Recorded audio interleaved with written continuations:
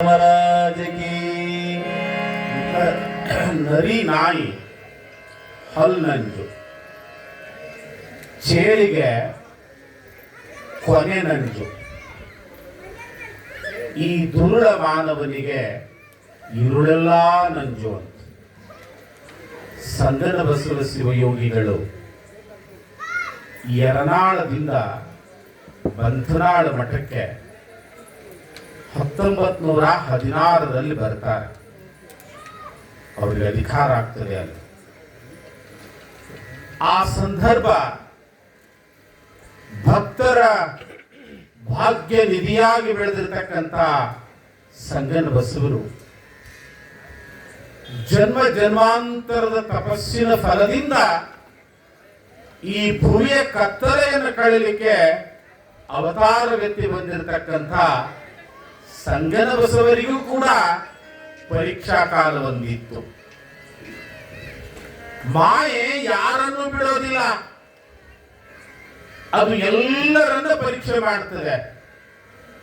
ಮಾಯೆಯನ್ನು ಗೆದ್ರೆ ಮಹಾಯೋಗಿ ಆಗ್ತಾನೆ, ಗೆಲ್ಲದವ ನಾಯಿ ಆಗ್ತಾನೆ. ಸಂಗನ ಬಸವ ಶಿವಯೋಗಿಗಳು ಮಠದ ಮಹಡಿಯ ಗುರುಮನೆಯಲ್ಲಿ ಲೋಕದ ಕುರಿತು ಚಿಂತನೆ ಮಾಡ್ತಾ ಕುಳಿತಿದ್ದಾರೆ.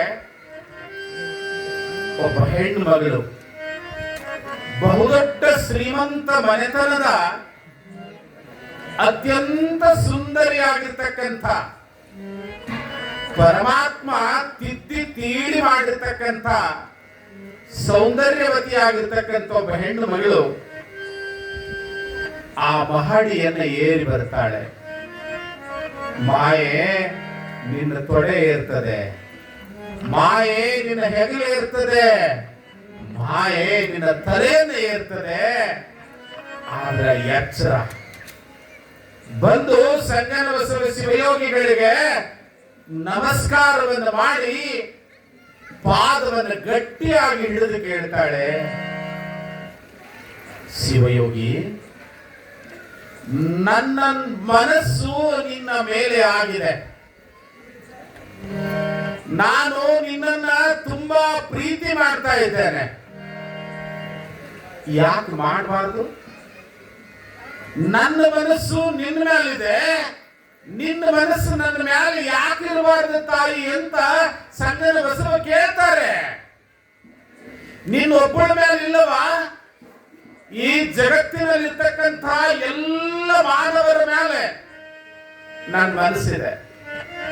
ನಾನು ಸಮಾಜದ ಸೇವೆಗಾಗಿಯೇ ಹುಟ್ಟಿರ್ತಕ್ಕಂಥ ಸಮಾಜದ ಮಗ. ನಾನು ನನ್ನ ಸೊಂಟಕ್ಕೆ ಕಟ್ಟಿರ್ತಕ್ಕಂಥ ಉದಾಹರಣ ನಮ್ಮ ಅವ್ವನೇ ಕತ್ತರಿಸ.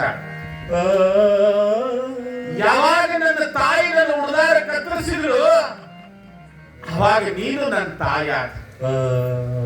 ಇಲ್ಲ ಸ್ವಾಮಿಗಳ, ನನ್ನ ಮಾತು ನಿಮಗೆ ಅರ್ಥ ಆಗ್ತಾ ಇಲ್ಲ. ಇಡೀ ಜಗತ್ತಿಗೆ ಅರ್ಥವಾಗುವಂತ ಭಾಷೆಯನ್ನ ಕಲಿತು ಬಂದಿರತಕ್ಕಂತ ಶಿವಯೋಗಿ ನಾನು. ನಿನ್ನ ಕಾಮದ ವಾಸನೆಯ ಮಾತುಗಳು ನನಗೆ ಹೆಂಗ ಅರ್ಥ ಆಗ್ತವ? ನಾನು ಓದಿದ ಪುಸ್ತಕದಲ್ಲಿ ನಿನ್ನ ಮನಸ್ಸಿನಲ್ಲಿ ಬರೆದಿರ್ತಕ್ಕಂಥ ಅಕ್ಷರಗಳು ಮೂಡಿಲ್ಲ ತಾಯಿ. ಹೌದು, ನೀವು ಶಿವಯೋಗಿಗಳು, ನಾನು ಶವ, ದೇಹ ಭೋಗಿ.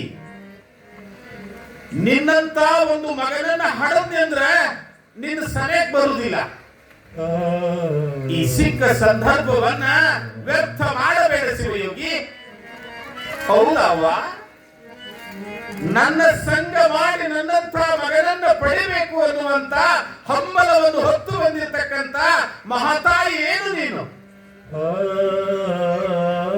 ಅಮ್ಮ, ನಿನ್ನ ಸಂಘವನ್ನು ನಾನು ಮಾಡಿದೆ ಅಂತಿಟ್ಕೋ.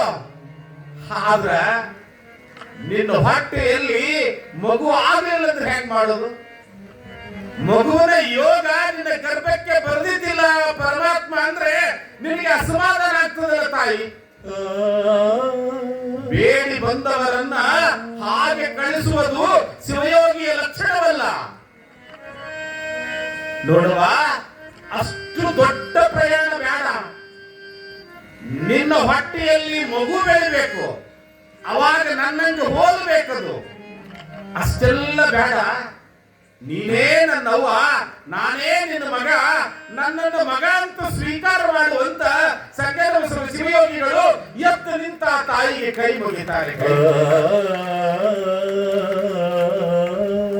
ಮಾಯೆ ತನ್ನ ನಿಜ ರೂಪವನ್ನು ತೋರಿಸಿ ಇನ್ಯಾರು ಅಲ್ಲ, ಸಾಕ್ಷಾತ್ ಪಾರ್ವತಿ ದೇವಿಯೇ ಸಂಗ ಗೆದ್ದೆ. ನೀನು ಗೆದ್ದೆ. ಈ ಭವವನ್ನ ದಾಟಿಸ್ಲಿಕ್ಕೆ ನಿನ್ನಂತ ನಾವಿಕ ಈ ವಿಜಾಪುರದ ನೆಲಕ್ಕೆ ಬೇಕಾಗಿತ್ತು. ನೀನು ಈ ಪರೀಕ್ಷೆ ಒಳಗೆ ಗೆದ್ದೆ ಅಂತ ಹೇಳಿ ಸಾಕ್ಷಾತ್ ಜಗದಂಬೆ ಆ ಯಾವ ಸಂಗನ ಶಿವಯೋಗಿಗಳಿಗೆ ದರ್ಶನ ಕೊಡ್ತಾಳಂತೆ. ಅದ್ಭುತವಾಗಿರ್ತಕ್ಕಂಥ ಲೀಲಾಮೂರ್ತಿ. ಹೊರಗ ಸಿದ್ದಪ್ಪ ಮಹಾರಾಜ